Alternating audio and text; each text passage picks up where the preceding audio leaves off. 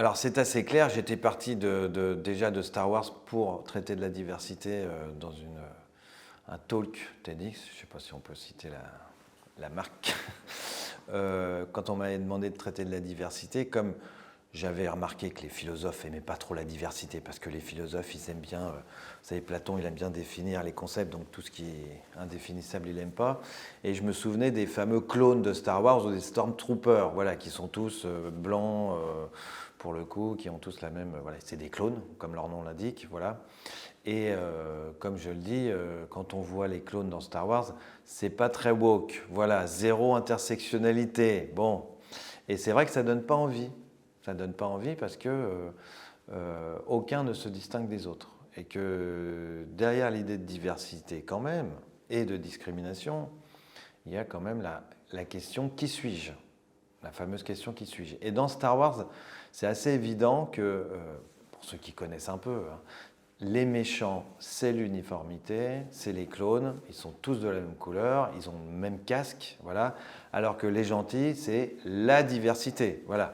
Bon voilà, hommes-femmes, même si les femmes, bon, chez George Lucas, il a fallu attendre quand même les derniers épisodes pour que ça commence à se voir. Par exemple, dans le premier épisode, on s'était plaint parce qu'il n'y a pas un seul noir en fait. Hein. Le seul noir acteur qu'il y a dans le premier épisode de Star Wars, on ne le voit même pas, c'est James Earl Jones qui fait la voix de Dark Vador. Voilà, sinon, voilà.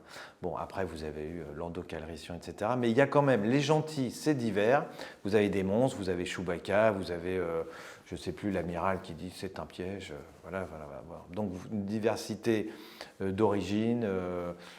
Où finalement il n'y a plus de monstre, puisque le monstre, par définition, c'est celui qui s'écarte de la norme, hein, c'est ce qui est anormal, alors que du côté des gentils, voilà, donc déjà Star Wars éduque quand même, si on revient à la notion des contes de fées, hein, c'est quoi un conte de fées? C'est pas de faire la morale aux enfants en leur disant ça c'est bien, ça c'est mal, c'est de les pousser à s'identifier, c'est-à-dire à avoir envie d'être le gentil plutôt que le méchant, pour toutes les raisons qu'on voudra. Donc on va donner au méchant un avenir, un destin tragique, pour lui dire, tu vois, le crime ne paie pas, et pour lui donner envie de s'identifier plutôt au gentil. De la même manière, il me semble que Star Wars, du fait de montrer que c'est la diversité qui gagne à la fin, qu'on est dans le camp des gentils, pourquoi ils gagnent? Parce qu'ils s'unissent entre gens différents, même si avec les Ewoks, il y a le côté, le mythe du bon sauvage quand même, bon voilà, il y aura ça, mais voilà. Mais au moins Star Wars, c'est quoi? C'est l'idée selon laquelle la diversité, c'est du côté des gentils, et ils gagnent, et que l'uniformité, la norme, la monotonie, c'est du côté des méchants, et ils perdent, c'est un empire galactique maléfique qui fait qu'aucun individu ne peut se distinguer des autres. Donc ça me paraît assez... c'est très imagé et donc c'est clair.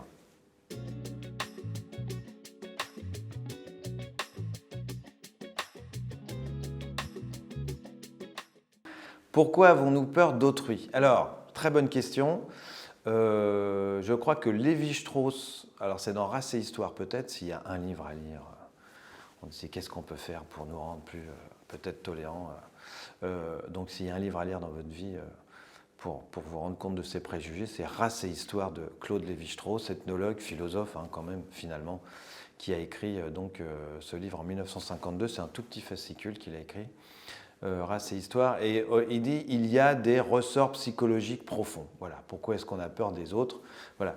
Sans doute que d'un point de vue naturel, ça doit aider, je pense que n'importe quel animal a peur de la différence parce qu'au départ c'est un réflexe qui peut sauver. Voilà. Tout le monde a un peu peur de ce qui est différent. Voilà. Hein. Après, chez l'homme, ça se transforme quand même en... Il ne faudrait pas que la peur, enfin, bon, le terme a donné phobie, hein, voilà. Donc il ne faudrait pas que cette peur naturelle devienne une espèce d'idéologie qui consiste à vouloir détruire, éliminer l'autre. Donc voilà, donc pourquoi est-ce qu'on a peur des autres? Je pense que ça me paraît naturel et habituel. Naturel parce que n'importe quel animal a tendance à fuir, alors que l'homme a plutôt tendance à agresser. Voilà. N'importe quel animal a tendance à fuir les espèces qui lui sont différentes. Et puis, habituellement, c'est l'habitude, c'est l'allégorie de la caverne de Platon. Nous sommes attachés à nos habitudes.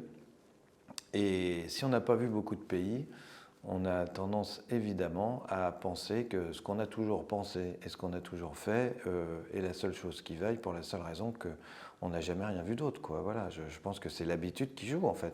À quoi est-ce qu'on est accroché à nos habitudes? Voilà. Donc là, pour le coup, une des solutions, c'est peut-être de voyager un peu, même si Lévi-Strauss disait « je hais les voyages et les explorateurs ». C'est quand même pas mal pour un mec qui a passé sa vie à voyager, mais ça peut quand même apporter un peu d'ouverture aux autres. Voilà.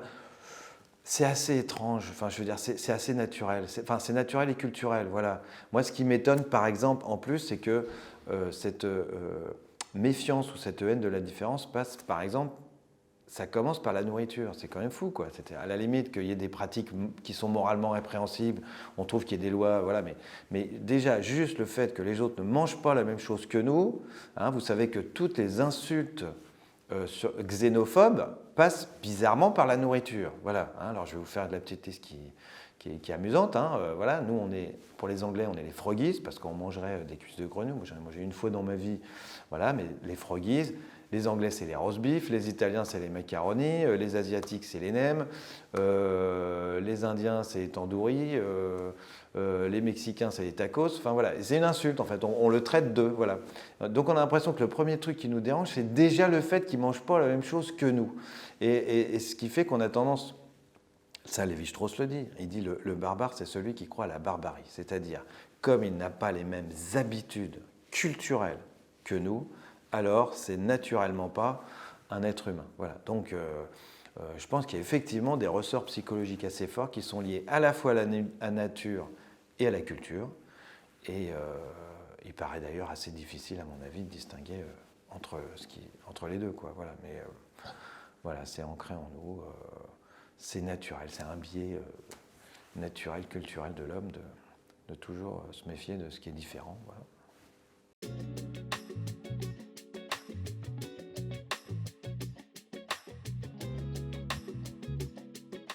Alors la philosophie, de toute façon, nous habitue, nous permet de sortir de nos idées reçues. Hein, c'est la fable de la philosophie de base, l'allégorie de la caverne de Platon, je ne sais pas si vous connaissez, ça a donné le scénario qu'on retrouve dans la plupart des films, depuis le premier film philosophique peut-être qui est Matrix, voilà, on se rend compte qu'on vit dans un monde illusoire. Voilà, donc l'allégorie de la caverne, c'est des prisonniers qui vivent dans une caverne, attachés depuis leur enfance. Tout ce qu'ils ont devant eux, c'est un mur, une paroi avec des ombres qui sont projetées par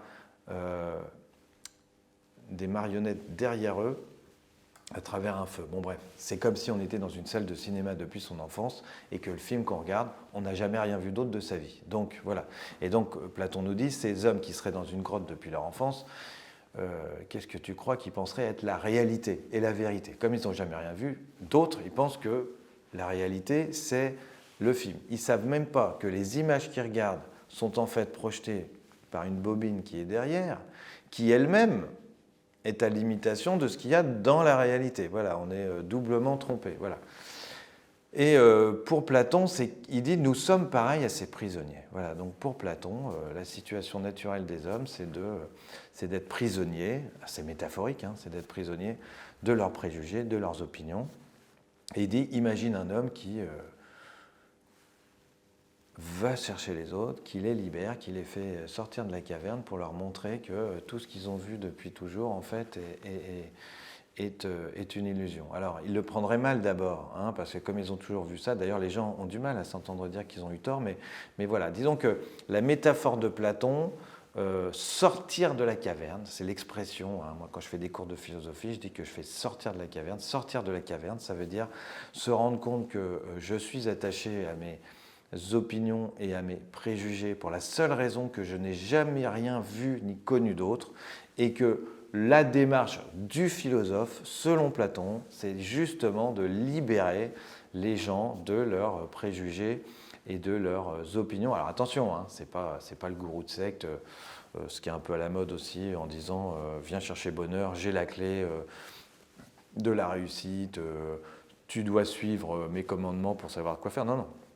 la méthode du philosophe, c'est ne serait-ce que d'amener l'autre à se poser des questions déjà sur ce qui lui paraît évident. C'est pas de te dire j'ai raison, t'as tort. Hein.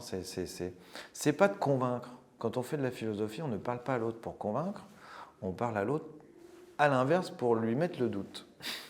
Pour qu'il commence à dire, tiens, est-ce que ce que j'ai toujours pensé, voilà, pourquoi je pense ce que je pense, est-ce que j'ai raison de le penser, voilà. Donc la philosophie, par définition, par nature, c'est l'activité qui consiste à remettre ses certitudes en question. Voilà, et ça me paraît être l'idéal pour lutter contre les préjugés, en particulier liés aux discriminations.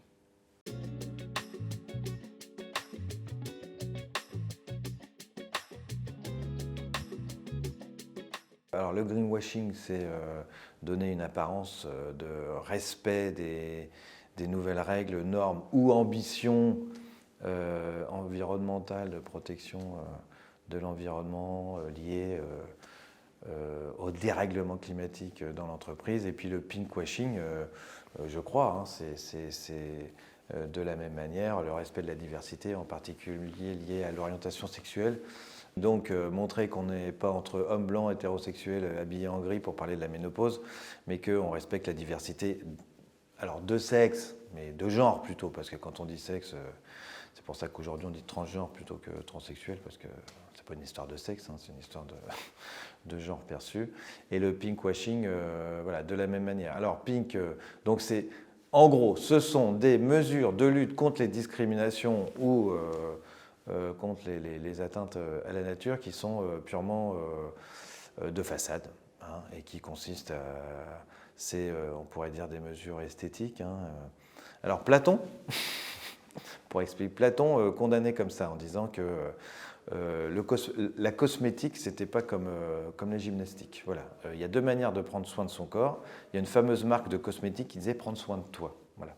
Prends soin de toi, c'est-à-dire mets-toi du fond de teint et du rouge à lèvres. Voilà. Donc il y a deux manières. Il dit il y a la bonne et la mauvaise, la vraie et la fausse, la profonde et la superficielle. Donc voilà. Donc si tu fais de la gymnastique, du sport, tu vas vraiment prendre soin de ton corps puisque tu seras en bonne santé. En revanche, si tu prends des mesures cosmétiques simplement pour, en particulier quand c'est du Botox, qui consiste donc à s'injecter de la toxine botulique qui est un poison pour paraître jeune, ça paraît assez contradictoire. Voilà. Donc voilà. Donc c'est des mesures d'apparence où on essaye de, alors, soit de se conformer aux règles pour ne pas avoir d'ennui, au quota éventuellement pour ne pas être voilà, soit à se conformer aux règles pour être plus attractif, hein, c'est-à-dire pour être toujours plus vendeur, alors que dans le fond, on ne fait rien. Voilà.